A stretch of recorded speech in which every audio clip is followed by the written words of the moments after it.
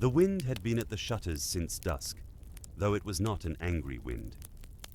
It moved around the tavern in long, patient breaths, pressing once at the door, then wandering up beneath the eaves, then settling for a time against the chimney, as if it too wished to listen. Inside, the room had grown quiet in the comfortable way that comes after bowls have been emptied and cups have been filled a second time. A few travelers sat with their boots toward the fire. The innkeeper was rubbing oil into the handle of an old bread knife. Near the hearth, a drover slept with his chin upon his chest, while the flames made a copper border around his shadow. It was then that the outer door opened, and a shepherd stepped in from the road. He was an old man, tall despite the bend in his shoulders, with rain shining upon his beard and a crook polished smooth by many seasons of use. Around him hung a grey cloak so wide that, when he unfastened it, it seemed for a moment that he had brought half the weather indoors.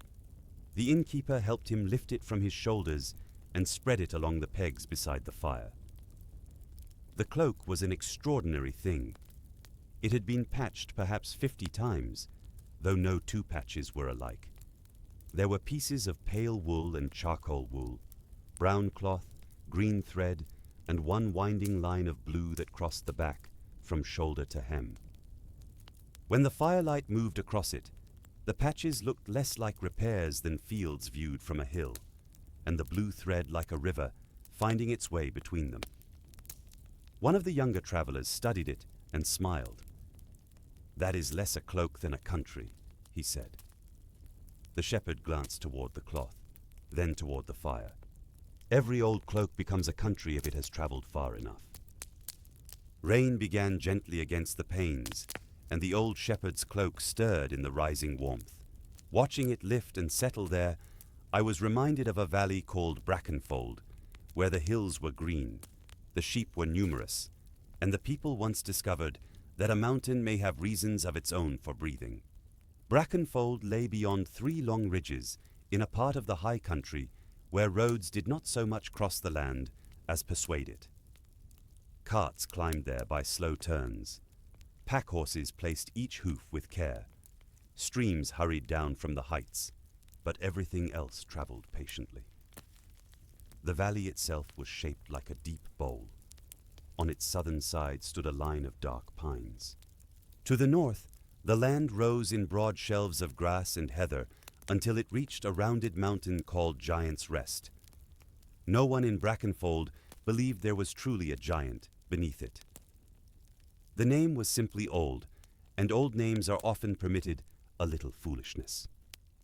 From a distance, the mountain resembled a sleeping figure, only if one wished it to. A high shoulder of stone stood at the eastern end. A lower ridge might have been a bent knee. 5 narrow rocks near the summit had once been called the Giant's Fingers, though frost and rain had worn them into shapes that seemed no more like fingers than any other stones. On the lower slopes, sheep grazed from spring until the first snow. Their paths crossed the hills in pale lines, each no wider than a boot. Seen from the village, those paths looked like loose threads drawn around the green mountain. Mara Rook knew every one of them. She knew which trail remained dry after 3 days of rain and which turned slick beneath the thinnest mist. She knew the hollow where purple thyme grew between the rocks, the sheltered shelf where ewes preferred to lamb, and the thorn tree beneath which no sheep would stand after sunset. She knew that Brindle, a broad-faced ewe with one black ear, could open almost any gate if given time, while Moss, the oldest ram, behaved with dignity unless he saw a red bucket. That summer, Mara was 19 and had been walking the upper pastures since she was strong enough to carry a crook. Her grandfather Tobin had taught her to read clouds by their undersides, to find a lame animal by the rhythm of the flock, and to tell when an approaching fox was hungry and when it was only curious. He had also taught her never to hurry sheep toward a path they had not yet seen. "People call them foolish," he would say, "because sheep prefer to know where they are going. I have met a good many people who deserve the same kindness." He sometimes called the neighbor's boy by the name of a dog. dead 20 years. Yet when he looked across a moving flock, nothing escaped him. Mara believed the autumn gathering should be his last as head shepherd of Brackenfold. After that, the carved ashwood crook should pass to her. It was not a matter of pride, she told herself, though pride is very good at borrowing the clothes of duty. The flocks belonged to 23 households, and the head shepherd decided when to climb to summer ground, when to move before a storm, which rams should be kept apart, and how grazing should be shared. The work required patience, judgment, and a voice others would follow. Mara had the patience. She had the judgment. As for the voice, she was certain people would follow it once Tobin gave her the chance to use it. On the first morning of that unusually dry summer, Mara led 180 sheep through the eastern gate before sunrise. The grass in the valley still held a little silver dew, but the higher slopes were already pale at their tips. Dust lifted from the path. A lark rose before her and sang above the heather. Tobin walked as far as the old boundary stone. There he stopped, resting both hands upon the ashwood crook. "Take them above the birches," he said, "but not past the shoulder. You have not been there this week. There is no shade there." For a moment, he looked as though he had reached into an old room of memory and found it empty. "I cannot recall," he said at last. "But listen." Far below, Brackenfold's houses gathered around a square bell tower. Their stone roofs were grey against the yellowing fields. Beyond the last cottages lay the spring house, where water from the northern hill entered a covered basin before running through the village channels. Even from the height, Mara could see people waiting there with buckets. The spring had been thinning for 9 days. At first, the waterkeeper had blamed leaves in the channel.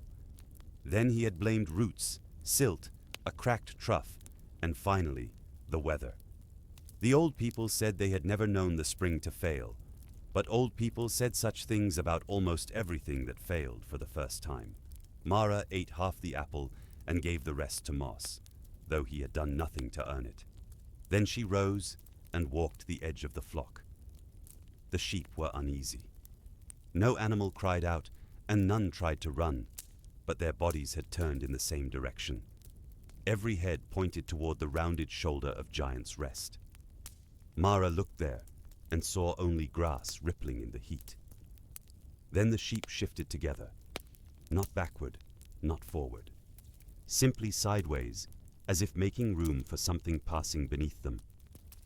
The movement was so slight that Mara might have blamed the slope.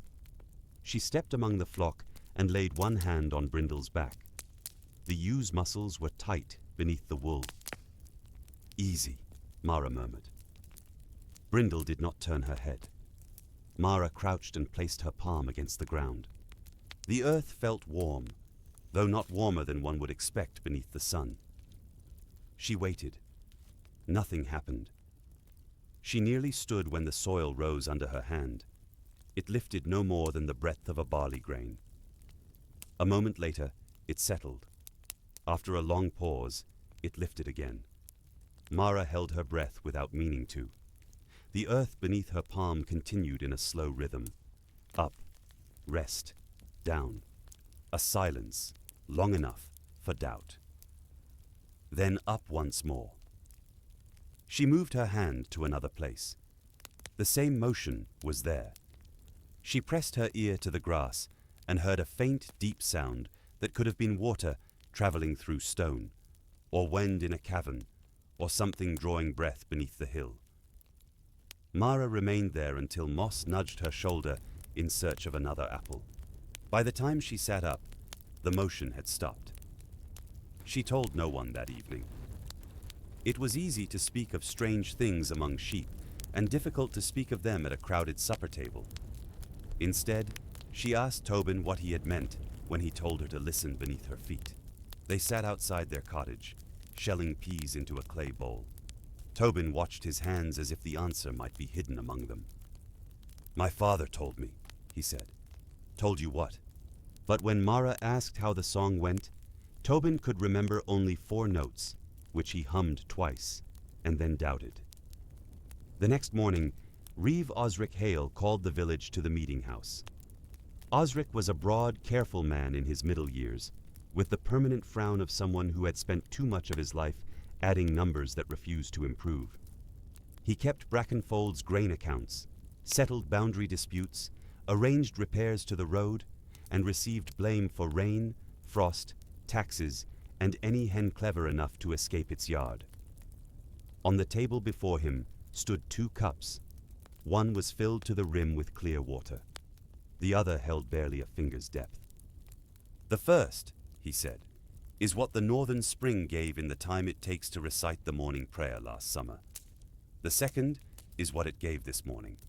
That may be enough if rain comes." Osric looked toward the open door. 2 strangers waited outside beside a small cart. Their boots were white with stone dust. "Master Cale's quarrymen have renewed their offer," he said. "They believe the eastern shoulder contains good building stone. The payment would deepen the mill well, line a new reservoir, and bring enough grain to carry us through a poor harvest. And growing thinner." One was old enough to be her father. The other appeared only a few years older than she was, and wore a short iron hammer at his belt. His name was Perrin, and he spoke with the quiet confidence of a person accustomed to stone rather than crowds. "How deep would you cut?" Mara asked. He pointed toward the mountain. "We would begin where the shelf shows through the turf. Take the loose face first. If the bed is sound, perhaps 12 yards by autumn." She took the flock higher that afternoon, though she remained below the forbidden shoulder. Heat shimmered over the path. The sheep spread restlessly, searching for green growth between stones. Near sunset, clouds gathered beyond the western ridge, but gave no rain. Mara began turning the flock toward home. She counted first by groups, then again at the narrow gate between 2 rocks. One was missing. Mara counted a 3rd time. The missing animal was Clover, a small spring lamb belonging to the miller's youngest daughter. Clover had a white face, uncertain legs, and a habit of wandering after butterflies. The light was failing. Mara sent her dog, Fern, along the lower trail, but Fern returned without the lamb. She checked the thorn hollow, the thyme shelf, and the shallow gully near the birches. At last, she climbed toward the shoulder she had promised to avoid. The grass changed there. Below, it had been dry enough to crackle underfoot. Near the shoulder, it lay flattened in a wide curve. No hoofprints marked it, yet Fern refused to cross. "Stay then," Mara said. The dog whined. Mara moved alone through the bent grass. She called softly, then listened. At first, she heard only insects and the faint bells of the flock below. Then came a thin answer from inside the mountain. Clover bleated again. At the base of a stone outcrop, a seam had opened in the earth. It was not wide enough for a sheep, but several rocks had fallen inward, leaving a dark passage beneath the roots.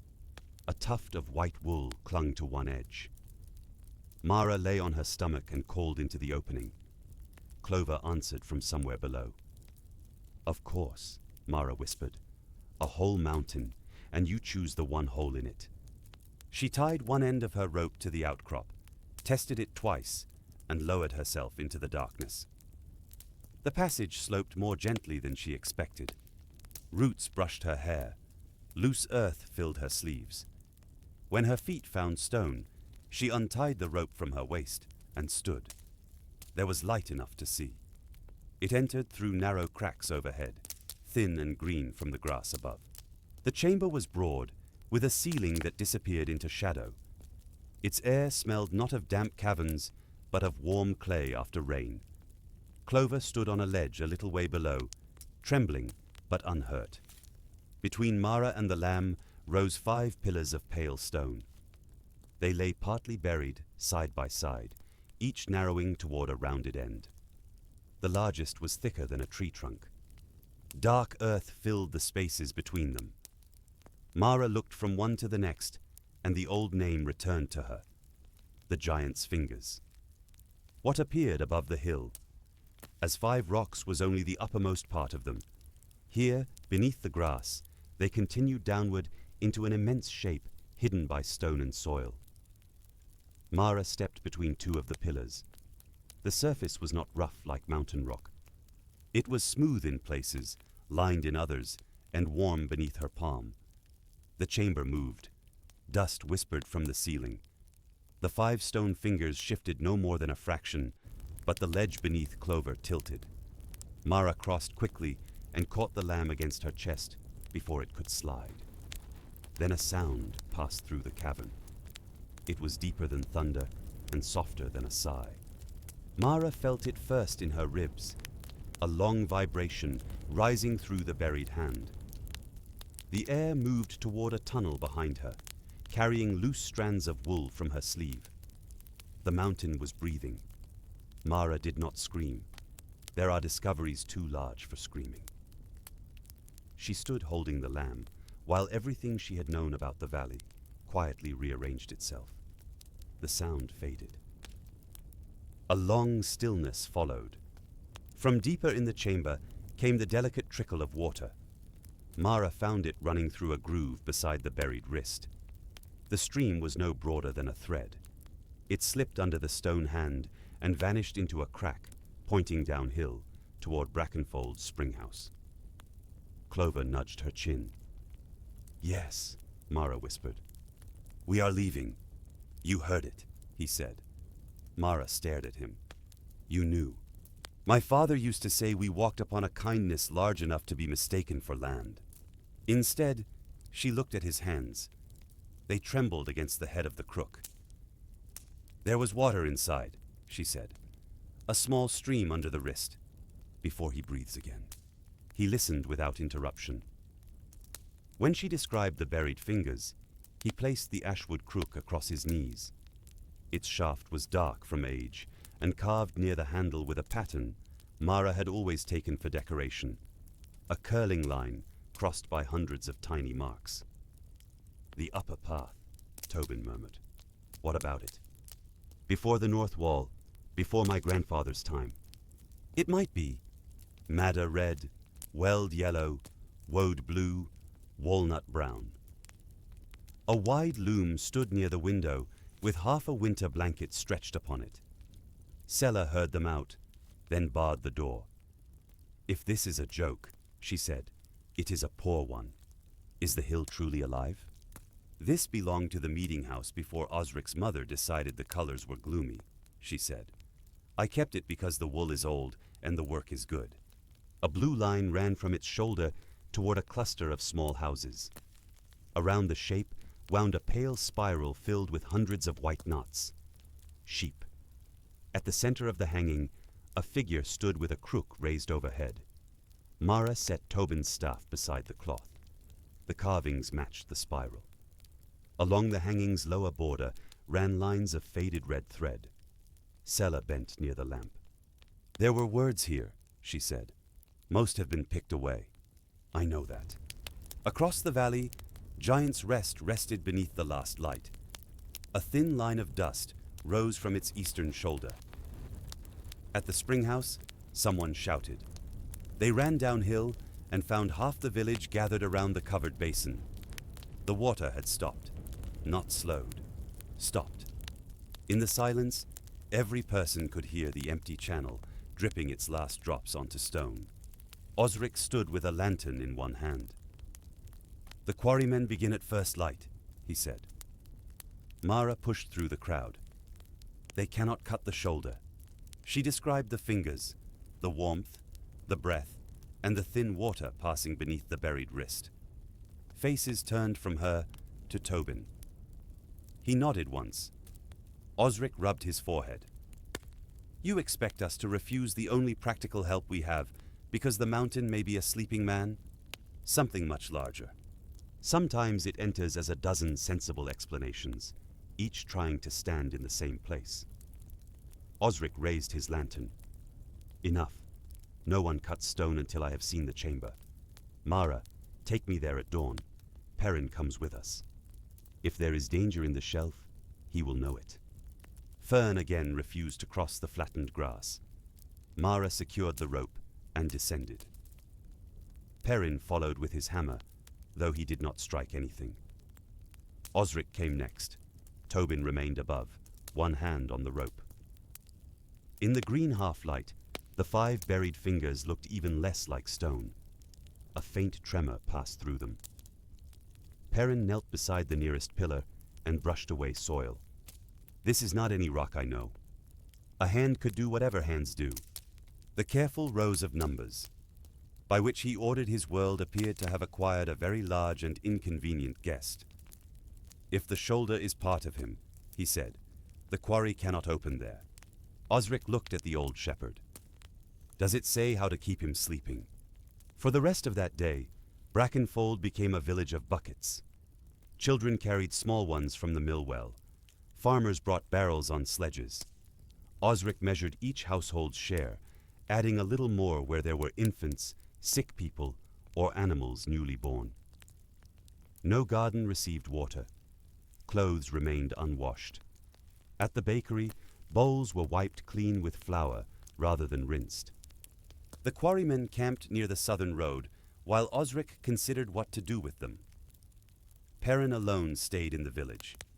He spent the afternoon walking Giant's Rest, placing his ear against exposed stone and marking certain cracks with chalk. "Listening for warnings?" Mara asked when she found him near the lower ridge. "Yes.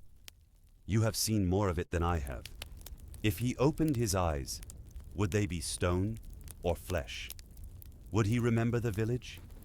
Would he know that people had built roofs, walls, ovens, and generations of ordinary life upon the earth beside him?" The thought should have made Mara feel small.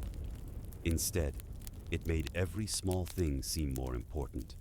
Clover's rescue, a cup of water, a sheep path. No one had used in years. Any of them might touch a life large enough to be a mountain. By sunset, Sella had stretched the old hanging across 3 frames in her workshop. She had also sent children to search attics for anything embroidered with the same spiral. They returned with fragments: a cushion cover, a moth-eaten saddlecloth, the border of an infant's blanket. The pattern appeared in all of them, though none preserved the missing words. Tobin sat beside the loom, humming the recovered notes. Each time he reached the end, he tried a different conclusion. Sella rejected most of them. "That turns it into a dancing tune," she said after one attempt. Perhaps the giant enjoyed dancing. "Or the path and song were used together," said Sella. Mara looked out the workshop window. The oldest part of the spiral still survived as the upper grazing route, though walls built during the previous century cut across it. Gorse hid the western descent. A sheepfold stood over the lowest turn. Restoring the entire path would take days. They did not know whether they had days. "We begin with the song," Mara decided. "If it calms him, the water may pass again." She also heard, from the lane, the creak of another empty barrel being rolled toward the well. "We cannot wait for perfect memory," she said. "We have enough of the tune to try." They practiced until the 9 notes passed smoothly from the pipes, slow and low. Sella added the 3 notes she believed should follow. Tobin supplied 2 more by instinct. Mara learned the melody and whistled it. The sound seemed plain inside the workshop, hardly the kind of tune upon which a valley might depend. It rose by small steps, paused, then descended without reaching the note that would make it feel complete. "It ends like a door left open," Sella said. "Perhaps that is why it must be repeated," Mara replied. They chose twilight for the attempt. Osric ordered everyone to remain below the boundary stone.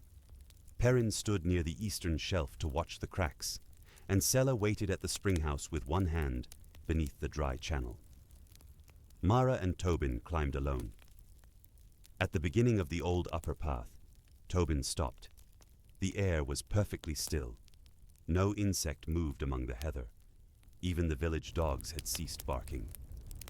"Stay beside me," Mara said. Tobin rested the crook upon her shoulder. "I was about to tell you the same." Pebbles clicked against one another. Far below, The sheep lifted their heads. Tobin played the melody again. This time, Mara felt the ground lower beneath her left foot. The movement was slow, but there could be no mistaking it. The shoulder of Giant's Rest sank as if an enormous sleeper had relaxed beneath his blanket. "It is working," Mara whispered. They continued. On the third repetition, a noise rose beneath the path. It began as a murmur, deepened to a groan, and traveled westward through the ridge. Birds burst from the pine line. Somewhere inside the mountain, stone struck stone. Perrin shouted from below. Mara turned. A chalk mark near the shelf had split apart. "Stop!" he called. Tobin lowered the pipes, but the final note seemed to continue beneath them. The hill answered it with a pulse. Mara felt the force pass through her boots and into her teeth. At the spring house, a rush of muddy water burst from the channel. People cried out in relief. The flow lasted only a few heartbeats. Then it stopped more completely than before. Across the eastern shoulder, a crack opened through the turf. It traveled with terrible calm, parting roots and soil as it went. Not wide enough to swallow a person, not fast enough to make anyone run, but long enough to show that something vast had shifted in discomfort. Tobin stared at the pipes in his hands. "We sang it wrong," he said. Mara helped him down the slope. No one was hurt, but 3 cottages had lost cups from their shelves. A section of the north wall had fallen, and every sheep in Brackenfold had crowded into the lowest field. At the spring house, Osric held up a jar of the muddy water. "This is not enough to drink." He was tired, frightened, and responsible for too many thirsty people. "Then we do not play it again until we know what it does." Leadership was easy to imagine on an open hillside, with sheep moving where one expected. It was different among people who could look back and ask what would happen if one were wrong. "Until tomorrow," she said. "Give us until tomorrow evening. Until tomorrow at sunset," he said. "After that, we begin digging a reservoir at the South Marsh. Giant or no giant, the village cannot live on a tune." Mara lay awake beside the cold hearth, listening to Tobin turn in the next room. Near midnight she heard him rise. She found him seated at the table with the reed pipes before him. Moonlight lay across his hands. "You should sleep," Mara said. "So should he." For a while, he said nothing. His gaze rested on the pipes, but seemed fixed upon another room, another night. "When my father taught me the upper tune," he said at last, "I was smaller than you were when you first followed the flock. We climbed before dawn. There were sheep ahead of us, and sheep behind us. More than I could count. He made me walk the same curve 3 times. "Wake him," Mara repeated. Tobin looked up. Memory had cleared his face, not all at once, but enough. The song was never meant to keep him asleep, because we called to him from one place when the old shepherds called from all around. Tobin gripped the edge of the table. "I thought my father was teaching me an old custom. I did not know it was the last time anyone performed it. He said it would be my duty when the water ceased." The forgetting had not been a choice. It had taken one thread at a time until a necessary memory. No longer joined the others. Mara reached across the table and placed her hand over his. "Then we remember together," she said. At dawn they returned to Sella's workshop. The weaver had not slept either. She had removed the old hanging's backing and discovered a second border folded beneath the first. Its stitches were faded but whole. She read them aloud slowly. "When the long sleep binds the springs, wake the keeper with wool and wandering. 3 times around from hand to heart. Let every bell speak, let no foot hurry. Where wool passes, water follows. When the sleeper turns, sing him home." A blue river emerged behind its shoulder. Mara felt both wonder and dread.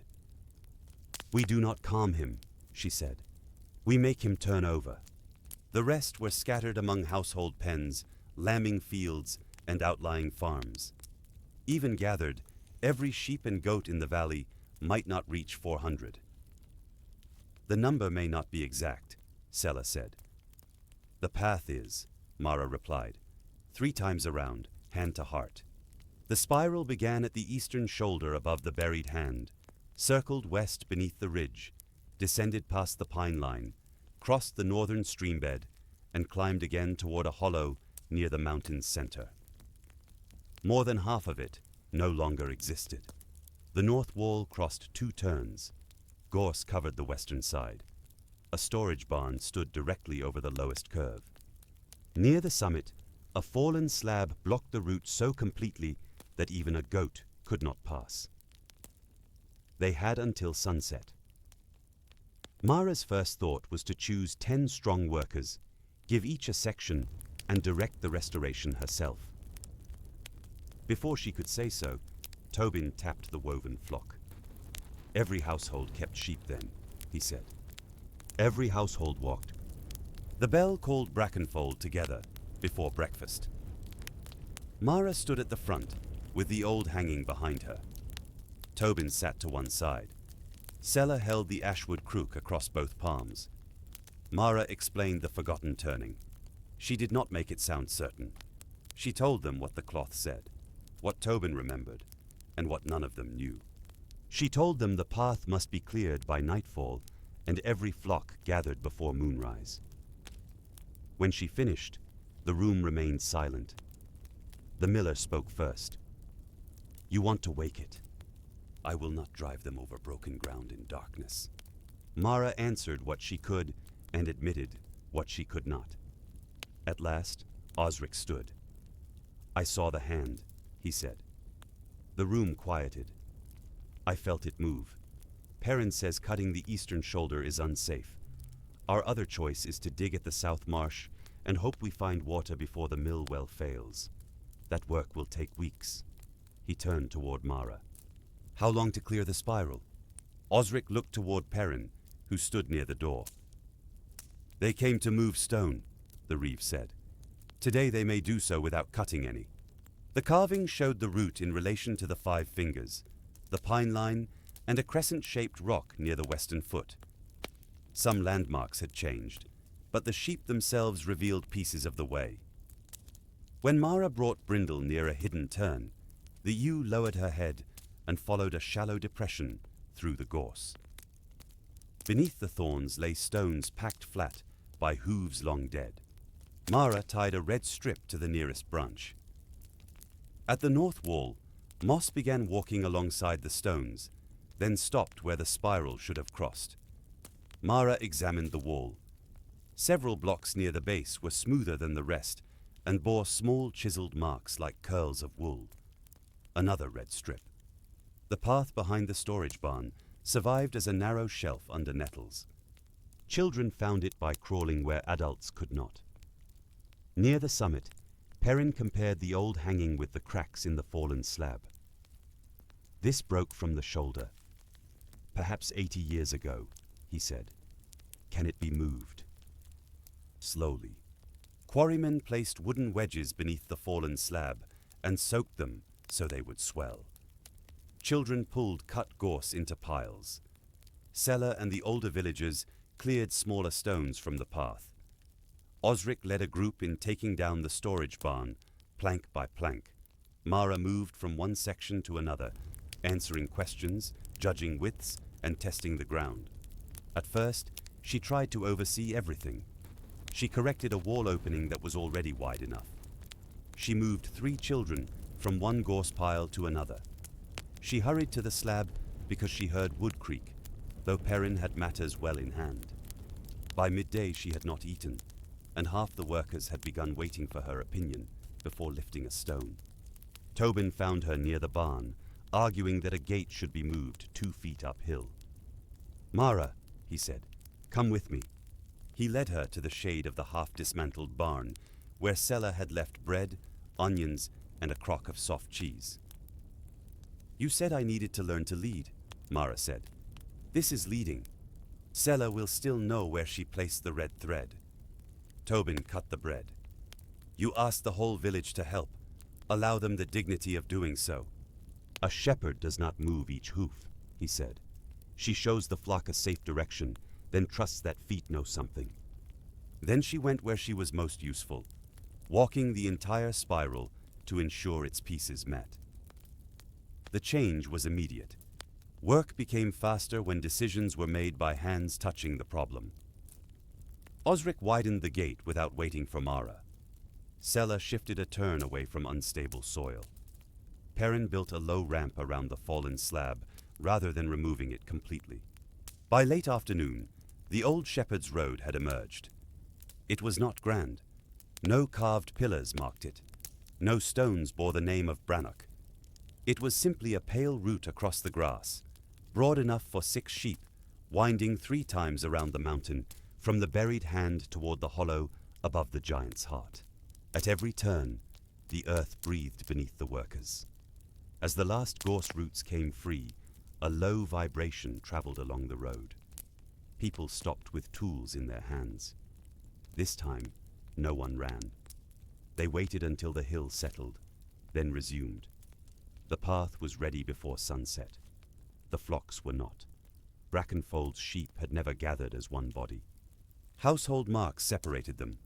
Red dye on the shoulder, blue on the rump, notched leather tags, bells of different shapes.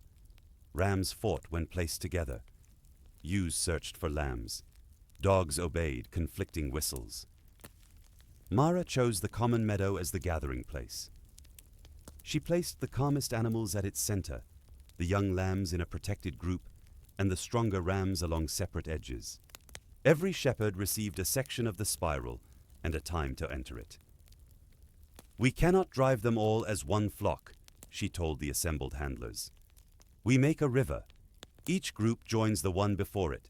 No running, no shouting unless an animal is in danger. Keep the bells on. Let every bell speak. All of them." The count reached 387. "Not 500, Sella said. "Enough to make a river," Mara answered. The final flock belonged to the Vale farm beyond the western ridge. There were 42 sheep, but the farmer had refused at the morning meeting. His lambs were young, and the route to Brackenfold was steep. As moonrise approached, Mara looked repeatedly toward the western road. No flock appeared. Osric found her at the meadow gate. "We cannot wait much longer." From the mountain came a long, uneasy exhalation. The first stars had appeared. Mara could not lead hundreds of animals on an unfamiliar path after the moon set. If the turning took until dawn, they had to begin. She went to the western edge of the meadow, one last time. The road lay empty between the hedges. Then Fern lifted her ears. A single bell sounded beyond the bend. Another answered. Soon the road filled with soft, irregular ringing.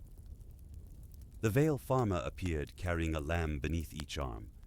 Behind him came his 2 sons, his wife, and all 42 sheep. "They may be foolish creatures," he said as he reached the gate, "but I found I could not explain why their footsteps mattered less than mine." Mara looked across the meadow at the gathered village. Workers were dusty from the path. Children leaned sleepily against their parents. Tobin stood beside Sella, the reed pipes tucked into his belt. Perrin waited at the first rise with a lantern and a pouch of chalk. Osric held the lower gate. Nothing in the old hanging promised that 429 sheep would be enough. Nothing promised that a half-remembered tune could guide a mountain through its sleep. Yet every person had come, and every bell was ready.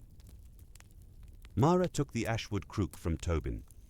For years she had imagined receiving it on a bright autumn morning after the flock returned safely and everyone agreed she had earned it. Instead, her grandfather placed it in her hands under a darkening sky while the ground moved beneath them. "I may need you to remember the ending," she said. "I may need you to find it," he replied. The moon lifted above the southern pines. Mara opened the gate. The first sheep did not move. Brindle stood at the opening, her black ear turned toward Mara, as if the entire plan required further explanation. Behind her, The flock pressed close. Hundreds of hooves shifted in the grass. Hundreds of bells made a nervous, whispering music. Mara stepped through the gate and walked backward a few paces. "Come along," she said. Brindle lowered her nose to the ground. She smelled the path, looked toward Giant's Rest, and remained exactly where she was. Mara felt the village waiting behind her. She could have sent Fern around to drive the ewe forward. She could have pulled Brindle by the collar, though anyone who has tried to pull a sheep toward a place it does not wish to go knows how little dignity remains in that arrangement. Then Tobin gave 4 low notes on the reed pipes. Brindle lifted her head. They were the beginning of the old tune. Nothing more. Tobin played them again, and somewhere in the gathered flock, a bell answered on nearly the same pitch. Brindle walked through the gate. Moss followed her. Then came 6 ewes from the common flock, a pair of lambs, and the baker's roundest sheep. Mara turned uphill, keeping her pace slow. The river had begun. At the first red marker, Sella opened the side gate. 20 household sheep joined behind Moss. Their bells added brighter sounds to the low bronze notes of the common flock. Farther back, Osric released another group. The animals did not merge neatly. They nosed one another, hesitated, and changed places, but they continued in the same direction. Mara reached the beginning of the spiral. The path entered Giant's Rest above the eastern shoulder, close to the seam through which she had rescued Clover. Here the hidden hand lay nearest the surface. Warmth rose through the soil. Perrin waited beside the first chalk mark. "The crack has not widened since sunset," he said. And beneath it? It was one slow procession, joined by the sound of bells. She placed the crook against the earth. The rhythm was there. Rise, wait, settle. The pauses between Brannock's breaths had shortened. Mara raised the crook. Tobin began the tune in full. Sella sang the notes without words, and others took them up as the melody passed downhill. Not everyone carried it correctly. Some voices rose too early. Some wandered away and returned. Yet the song became steadier as more people learned its shape. Mara led the flock over the buried wrist. The ground trembled beneath the first 20 sheep. By the time the 100th passed, the tremble had become a deep humming. Bells vibrated even when the animals stood still. Dust rose from the open seam in small silver clouds. "Keep walking," Mara called, not loudly, but clearly enough for the next handler to hear. The words traveled back along the line. "Keep walking, keep walking." The path curved around the eastern shoulder and descended toward the remains of the north wall. Here, the stones had been removed to make a broad opening. Osric stood within it, guiding the first household flock into the common stream. An old ram planted his feet at the gap. The animals behind him gathered until the river threatened to fold upon itself. Mara started back, but Osric had already set down his lantern. He did not push the ram. He took a handful of grass from the far side of the wall and held it beneath the animal's nose. "The account is simple," he murmured. "You cross, you eat." Moonlight lay along the stones where water had once run. The path widened there, and Mara allowed the front of the flock to slow until the animals behind had cleared the wall. From within the mountain came a long inward breath. Every lantern flame leaned toward the slope. The sheep became still. For the length of 3 heartbeats, 429 animals stood without a bell sounding. Mara could hear wool brushing wool. She could hear Tobin's pipes fall silent. Deep below, air traveled through chambers no human had entered. Then Brannock breathed out. Warm wind moved over the path. It smelled of stone, roots, and water, kept in darkness. The sheep's wool lifted beneath it. One by one, the bells began to ring again. In the dry streambed, a trickle appeared. It slipped between 2 rocks, silver beneath the moon. Children walking near the rear noticed it first, and whispered that the spring was returning. The whisper moved up the line faster than the flock. Mara knelt and touched the water. It was cold. Hope rose in her, quick and bright. Then the trickle sank into the gravel and vanished. "Not yet," Tobin said when he reached her. "But it is moving." Brackenfold's lamps shone below like a second, smaller set of stars. Mara could see the empty springhouse and the roofs clustered around it. Everything the village had built seemed fragile from that height, yet the people beside her did not. They moved with quiet purpose. A mother carried a sleeping child while keeping 3 goats in line. The baker repaired a loose bell strap without stopping. The Vale farmer's sons walked on either side of the youngest lambs. Perrin went ahead from chalkmark to chalkmark, testing the stone and raising his lantern when the road was sound. Halfway across the western slope, Moss turned off the path. He did not wander downhill. He climbed toward a narrow shelf Mara had not marked. Brindle followed, then 6 more sheep. The front of the river began to divide. Fern ran to turn them back, but Moss lowered his horns. "Leave him," Tobin said. "The route goes below that shelf." Mara climbed after him. Beneath the shelf, covered by moss, she found a line of flat stones. Each bore the curled wool mark they had seen in the north wall. The true path passed above. During the day, she had mistaken a newer grazing track for the old road. "Bring them up," she called. The handlers shifted the flock carefully. No one asked how Mara could have marked the wrong path. No one needed to. The red cloth was moved, the line corrected, and the river continued. Mara walked beside Moss for a time. "You might have mentioned this earlier," she said. The ram's bell gave a dull note. He had the satisfied expression of someone whose wisdom had finally been acknowledged. The upper shelf carried them around the rounded western end of Giant's Rest. There, the mountain fell into a field of great stones shaped by centuries of rain. From among them, Mara saw a feature she had never noticed, a sloping ridge like a closed eyelid. It was longer than the village street. The sheep saw it as well. Their river slowed. Bells grew quiet. Brindle took 3 reluctant steps and stopped.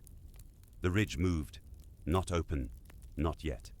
But the stone along its edge tightened, and a fall of loose soil slipped away, like sleep brushed from a face. Several people gasped. One child began to cry softly. Mara felt fear pass through the flock from body to body. A frightened sheep seeks the sheep beside it, and that sheep seeks another, until a whole flock can become a single thought with no direction. The animals pressed uphill, away from the immense closed eye. "Do not drive them," Mara told the nearest handlers. "Give them room." She simply stood where the path continued. Brindle's breathing eased. After a moment, she stepped forward. Moss followed. The river stretched rather than broke. As each animal passed, the bells made a soft arch of sound above the giant's closed eye. Tobin played the tune once more. This time, before Sella could add her voice, a vibration answered from beneath the ridge. It held a pitch lower than any human instrument. The air itself seemed to sing. Tobin nearly lost the melody. Mara heard him catch it on the next note. "He remembers," Sella whispered. They completed the first circuit near the pine line. The path descended between tall trunks and emerged above the hollow where the giant's heart was believed to lie. According to the hanging, they must pass that hollow only on the 3rd turn. The lower route curved away before reaching it and returned toward the buried hand. Here, Mara paused to count. The front of the flock waited among ferns while the last groups left the meadow. Lantern signals traveled back along the path. 1 raised light meant all was well. 2 meant a delay. 3 meant danger. 1 light appeared at each turn. All was well. The first circle had taken nearly 2 hours. Mara drank from a small flask and shared the last of it with Tobin. His face looked pale beneath the moon. "Can you continue?" she asked. "Can the mountain?" "The second circle runs higher on the eastern side," she said, "then lower beneath the pines. The third begins at the hand and ends at the heart." They moved more readily, though their tiredness made them slower. The bells settled into rhythms shaped by the animals' steps. Low notes from the rams, thin notes from the yearlings, a quick silver chiming from the goats. Mara began to hear patterns within them. At first, the ringing had been disorder. Now certain sounds returned with the old tune. 4 slow bells matched Tobin's opening notes. 3 lighter bells answered Sella's middle phrase. Somewhere near the rear, one cracked bell sounded the unresolved tone at the end. The melody had not been written only for voices. Let every bell speak. The flock itself was part of the song.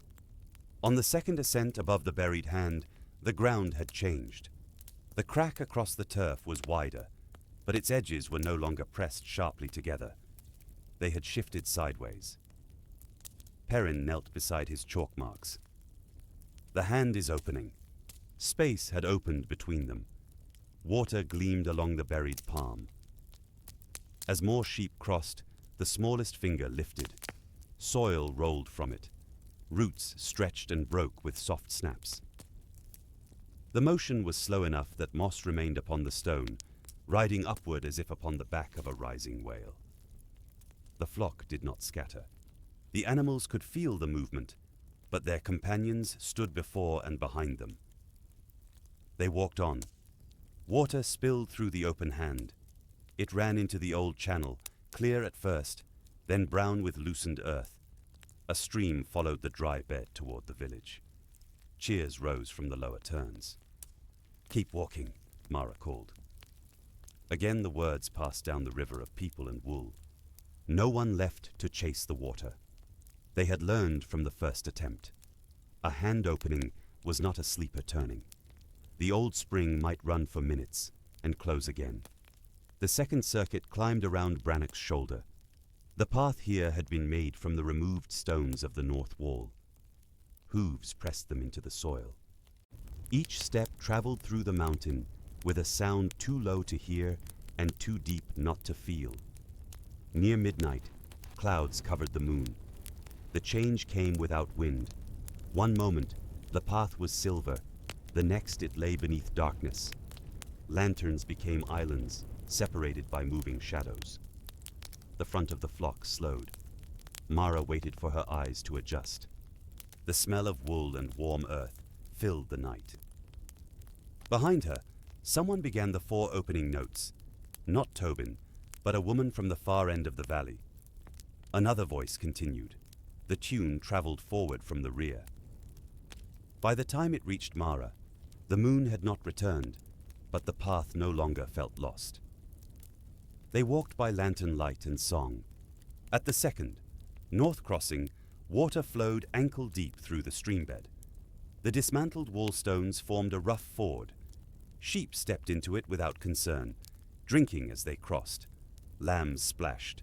Children laughed, and for a little while, the turning felt less like an ancient duty than a village bringing its animals home through summer rain. Then 2 lanterns rose on the western slope. A delay. Mara gave the front of the flock to Tobin and went back with Fern. Passing against the moving line was difficult. She stepped between sheep, handlers, and lanterns, receiving fragments of news as she went. A stone moved. The mountain's movement had tilted the ancient paving stones downhill, leaving a passage too narrow for the flock. Perrin stood at the break with Osric and 4 quarrymen. "The bed beneath is sound," he said, "but we cannot place the stones back while the hill is moving." Bells crowded into a restless clamor. Mara looked down the slope. The cut gorse lay in long bundles beside the lower track she had marked by mistake. At the time, she had been embarrassed by the error. Now she saw that the false path rejoined the spiral beyond the broken shelf. "Use the lower route," she said. Perrin raised his lantern. "You moved the flock away from it before. Mara did not know whether the line represented exact stones or a movement around the mountain. She laid Tobin's crook across the broken path. The carved spiral had no marks fine enough to answer. "The route must go around him," she said. "For 30 feet, ours will go a little farther." Perrin and the quarrymen drove stakes along the lower track. Farmers packed gorse behind them and laid boards over the thorns. The mistake had become a road because they needed one. "Then it will be our wrong turn," Mara said, "and we will correct it together." Brindle followed with less concern. The flock curved outside the ancient spiral and returned to it beyond the broken shelf. Nothing in the mountain protested. Instead, Brannock's deep note changed. It rose slightly beneath their feet, following the bells. Mara had the strange sense that the giant was not listening for a perfect path. He was listening for them. The clouds thinned. Moonlight returned as the last lamb crossed the detour. On the western end of Giant's Rest, the great stone eyelid had opened a narrow distance. Beneath it lay no ordinary eye. There was a dark hollow filled with stars, not reflected stars. The clouds still covered half the sky, but within that opening shone constellations. No one in Brackenfold knew. Slow lights moved across a depth that seemed larger than the mountain containing it. The people nearest the eye became quiet. Sheep passed before it, in pale lines, their bells small against the endless dark. Mara looked only once. It was beautiful, but she felt that staring into the dreams of a mountain was not a kindness. Brannock did not fully wake. His eye remained open, only the width of a doorway, and perhaps he saw no more of them than a sleeper sees the room when turning beneath blankets. Yet a thought moved through the hillside. It did not enter Mara's mind as words. It arrived as an image, snow melting across high peaks, water rushing toward Brackenfold, and 2 vast hands laid gently beneath the valley to slow it. She saw the land before houses, before walls, before sheep. She saw a wandering figure kneel among floods, while frightened people stood on the southern ridge. Brannock lowered himself across the northern hollow, changed the course of the water, and remained there as the floods became streams. Then came another image. Shepherds walking the spiral, flocks crossing his back, bells carrying through his dreams like rain upon a roof.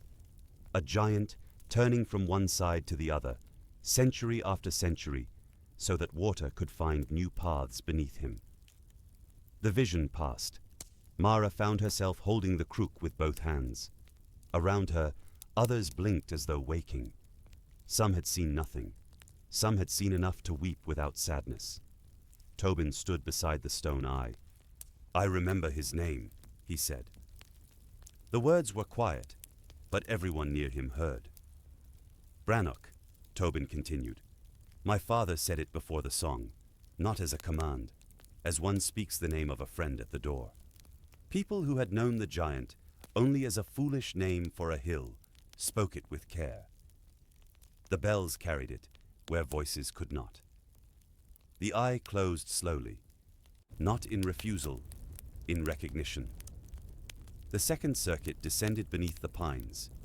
Here the path ran lower than before, close to the buried curve of Brannock's side. Pine needles softened the hoofbeats, and the bells became clearer. The water in the northern stream continued to rise, but no one yet knew where it would go when the giant turned. Mara began to consider the village below. The old hanging showed Brannock facing west after the ritual. If the entire slope changed, stones might fall toward the houses. Water might leave the northern channel and emerge anywhere. The story in the cloth promised a turning, not a safe one. At the end of the second circle, she stopped the front of the flock near the heart hollow.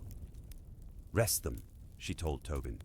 "Do not begin the final path until I return." At the lower field, water from the reopened stream had reached the first channel. It poured past the springhouse and overflowed into the lane. Villagers too old or young for the procession were filling every vessel they could find. Osric asked them to stop. "Take what is already stored to the southern rise," he said. "Move the goats from the north pens. Wake anyone still sleeping." News of the star-filled eye had reached them before Mara, carried by runners and rumor. They lifted children, blankets, grain sacks, and water jars, then climbed to the safe ground beside the meeting house. Perrin examined the mountain by moonlight. If he turns west, the eastern shoulder rises and the western side settles. Loose stone will fall away from the village. Within an hour, Brackenfold was as ready as a village could be for a mountain to move. Before returning to the path, Mara entered her cottage. The rooms looked unfamiliar in the silent night. Tobin's cup still stood on the table beside the reed pipe's empty case. Peas they had shelled 2 evenings before waited in a bowl. On the wall, a peg stood bare where the ashwood crook had hung for most of Mara's life. She filled a small bag with bread and took Tobin's winter shawl from the chest. At the door, she paused. She had wanted the crook because it meant the valley trusted her. Now the valley lay in darkness beneath a half-waking giant, and trust no longer felt like a prize. It felt like being the person who returned up the hill when every tired part of her wished to remain beside an ordinary table. Mara closed the door and climbed. The flock rested along the completed second circle. Sheep lay on the warm path. People sat with their backs against stones, sharing food and water. The bells were quiet, except when an animal shifted in sleep. Tobin had wrapped himself in Sella's spare cloak. Mara placed his winter shawl over it. "You emptied the cottage," he said. "I left the roof." It was a shallow basin surrounded by grass, no different from 100 places where sheep might shelter from wind. Yet the earth there pulsed with a steady force. Each beat was slow enough that 3 breaths passed between one and the next. "I believe he has done this before," she said, "and that the old shepherds kept returning. Sometimes that is the only proof a road gives. From above, the flock would have resembled a skein of white thread being wound upon the mountain. Fatigue made the work gentler. No one had strength for shouting. Sheep followed. Sheep. People walked close enough to catch one another if the ground moved." At the eastern shoulder, Brannock's hand had opened fully beneath the earth. The 5 great fingers no longer pressed against the cavern roof. Between them ran streams of clear water. The seam had widened into an arch through which Mara could see the palm, cupped beneath the mountain as though holding the valley's reflection. Clover slipped from the path. The small lamb had traveled quietly among the miller's flock until that moment. Perhaps she recognized the place where she had been trapped. Perhaps butterflies visit mountains at night, and only lambs can see them. Whatever the reason, she stepped through the open seam and onto the stone palm. The miller's daughter cried out. Mara handed the lead to Sella and entered the cavern. She did not need the rope now. Brannock's fingers formed broad steps. Water ran around her boots as she climbed onto the palm. Clover stood near the center, looking down at a pool gathered in one of the giant's lifelines. Above them, sheep crossed the wrist in an unending stream. Their hooves sounded through the hand like soft rain. Mara approached slowly. The palm moved beneath her, not closing, but turning slightly toward the sound. Warmth passed through the stone. Again, a thought came to Mara without words. Small things. She saw a shepherd carrying a newborn lamb beneath her cloak, a child freeing a moth from a water barrel, Osric measuring an extra cup for a fevered neighbor, Perrin setting down his hammer inside the cavern, a whole village spending its day repairing a road no one person could own. Then she felt a question, vast and simple enough to belong to a creature who counted years as people counted evenings. Are they still sheltered? Mara lifted Clover into her arms. "As well as we know how," she said. The fingers shifted around her. For one breath, she imagined the hand closing. Instead, Brannock raised the tip of one finger beneath her feet, making a gentle ramp toward the opening. Mara carried Clover out. The miller's daughter received the lamb with tears, and a promise even less likely to be kept than the first. Around them, the procession never stopped. Brannock's hand settled after the final sheep had crossed. "What happened?" Tobin asked. He wanted to know whether the valley still protects small things. A better answer than yes. By then, no one needed Tobin's pipes to remember the beginning. The notes passed from person to person, woven through the bells. Only the ending remained unknown. Sella had studied the hanging during the rest. The final stitched scene showed the flock gathered over Brannock's heart, and the shepherd facing not uphill, but back toward the hand. "The leader returns the song along the path," she said. "Perhaps the ending reverses the beginning." The third circle carried them past the north wall, through the flooded ford, and onto the western shelf. The broken section had sunk farther, but the detour held. People crossed one by one beside the flock. When the last ewe stepped from the planks, the mountain gave a great sigh. The sound rolled outward across the high country. In distant valleys, sleepers turned in their beds. Owls left ruined towers. Water stirred in wells that had been still for years.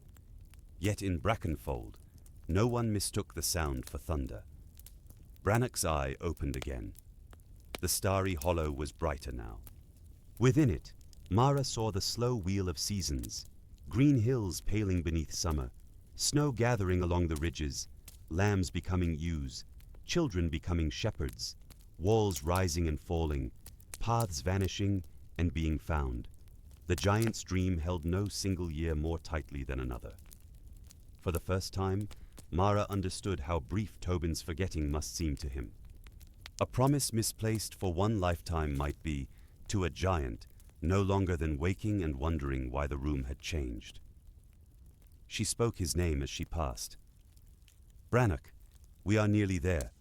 Sheep stumbled, recovered, and continued. People held hands across the steepest places. The front entered the hollow just before the eastern sky began to pale. Mara led Brindle and Moss to its center. The animals stopped without command. Behind them, the flock poured into the basin in widening circles. Household groups lost their boundaries. Red-marked sheep stood beside blue-marked sheep. Goats settled among lambs. 429 bells quieted one by one. The last animal entered as dawn drew a thin gray line above the pines. Every flock had passed from hand to heart. Mara stood at the center with Tobin, Sella, Osric, and Perrin. Around them waited the people of Brackenfold. Below, the village had gathered safely on the southern rise. Above, the ridge of Giant's Rest filled half the sky. The old song reached its unfinished note.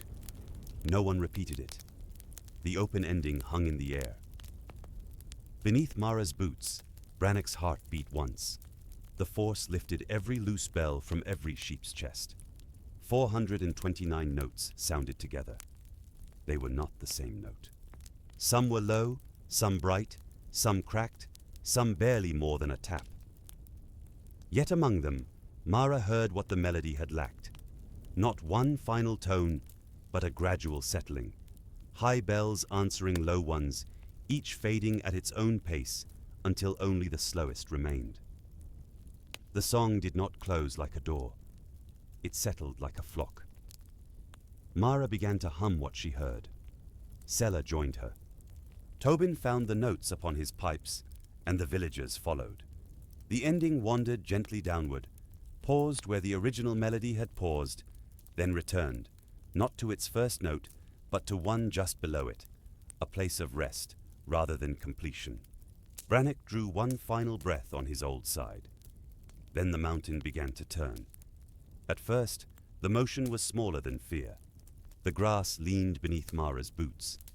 A pebble rolled toward the center of the hollow.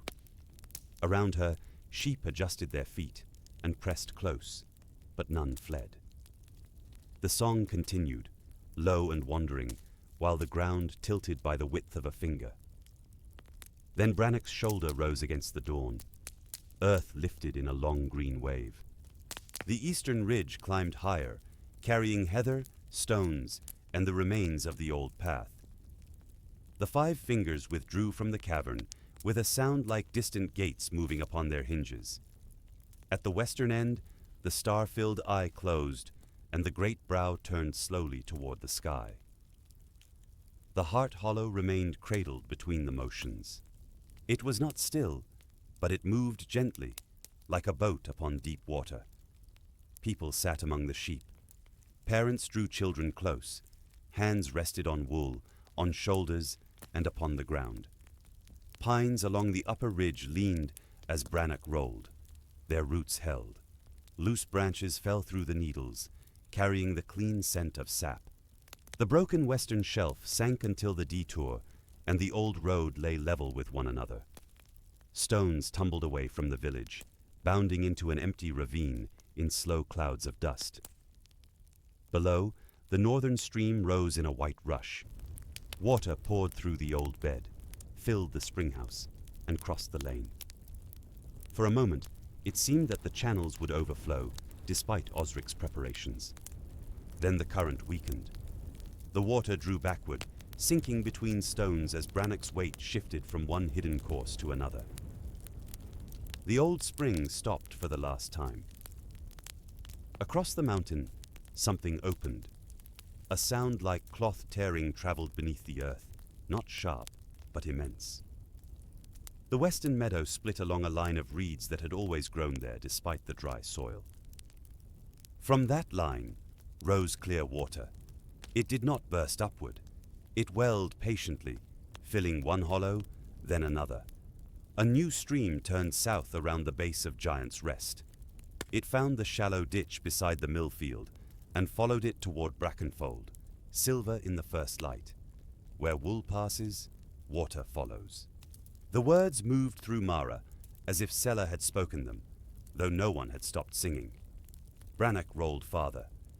For one long moment, the whole shape of him became visible beneath the land. The mountain was no longer merely a shoulder, a knee, and 5 rocks that resembled fingers when viewed kindly.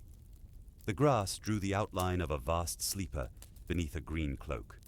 One arm folded across his chest. His other hand settled beneath the western ridge.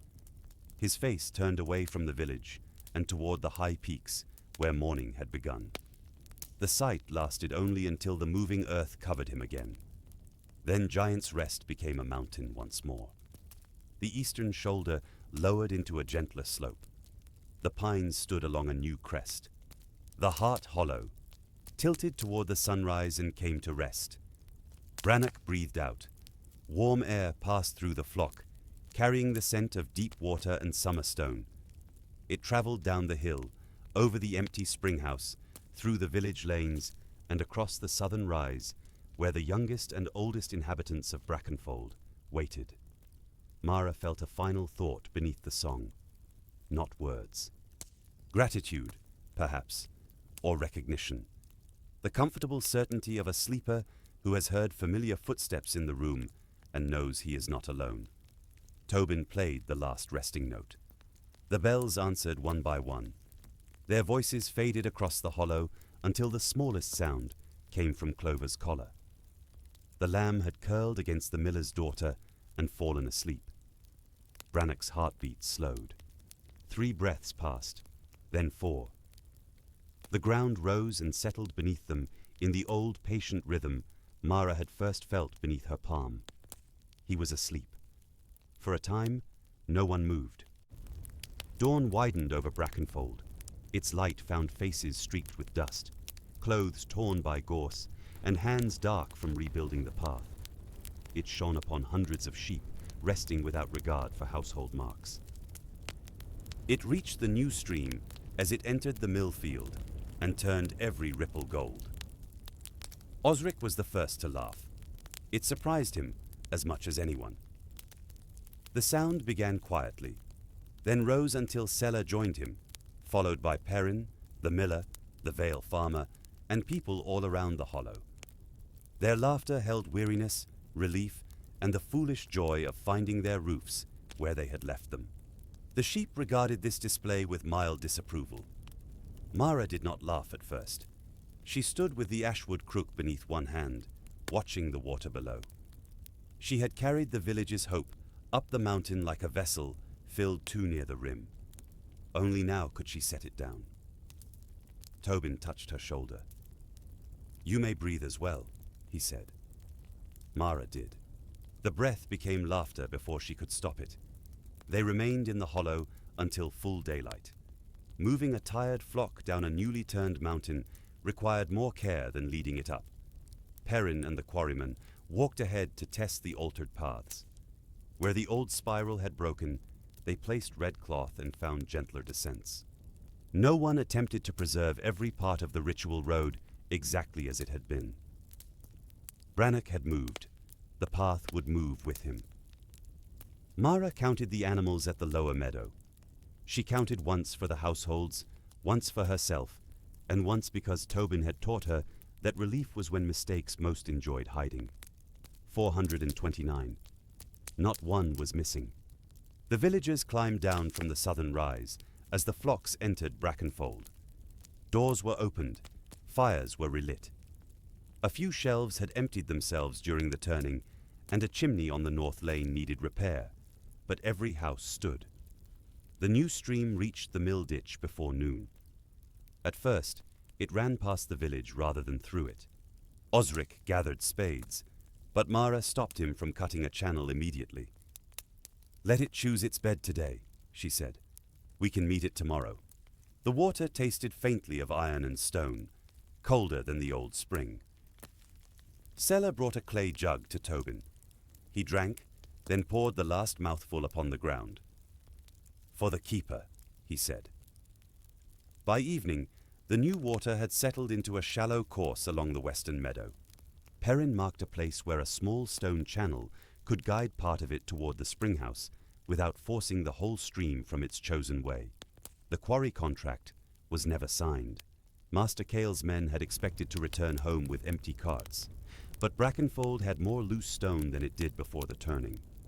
Blocks fallen safely into the western ravine were shaped into channel walls, a new footbridge, and repairs for the cottages.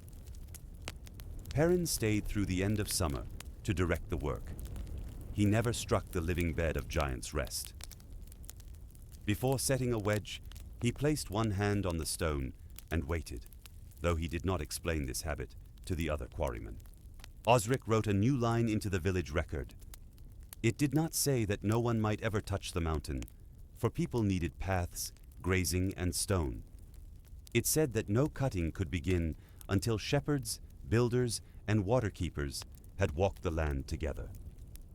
Osric had learned that practical decisions became no less practical when more kinds of knowledge were invited into them.